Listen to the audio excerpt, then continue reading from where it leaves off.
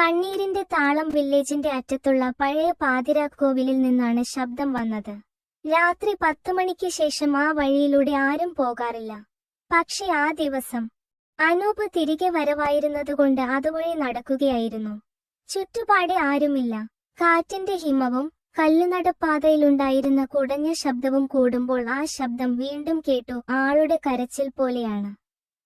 അനൂപ് കാത് കുറച്ചു. കൂടുതൽ എനിക്ക് നീയില്ലെങ്കിൽ എന്തിനാണ് ഈ ജീവന്?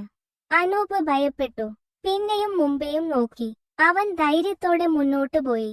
കോവിലിന് മുന്നിലെ പഴയ കട്ടിലിൽ ഒരാൾ കുരച്ച മുഖം കെട്ടിയിരിക്കുകയാണ്. പാവപ്പെട്ട പെൺകുട്ടിയായിരുന്നു. നീണ്ടതു മൂടിയ ആകൃതി, മുഖം കണ്ടുപിടിക്കാൻ കഴിയില്ല. അവളോടൊപ്പം ഇരുന്നപ്പോൾ അവൾ പറഞ്ഞു, കൂടുതൽ നിനക്ക് പറയാനുണ്ട് എങ്കിൽ പറയൂ. ഞാൻ ഓരോ രാത്രിയും ഇവിടെ ആരെയെങ്കിലുമെങ്കിലും കാത്തിരിക്കുകയാണ്. എന്തിന്? അനൂപ് ചോദിച്ചു. കൂടുതൽ എനിക്കൊരു വാഗ്ദാനം കിട്ടിയിരുന്നു. ആൾ വരുമെന്ന്. പക്ഷെ അദ്ദേഹം തിരിച്ചു വന്നില്ല. എവിടെ ആൾ? കൂടുതൽ നീ തന്നെയല്ലേ? അനൂപ് ഒന്ന് പിശുക്കി. ആ പെൺകുട്ടിയുടെ മുഖം പെട്ടെന്ന് ആകാശത്തേക്ക് നോക്കി മറഞ്ഞുപോയി. അവൻ തല ചുറ്റി നോക്കി.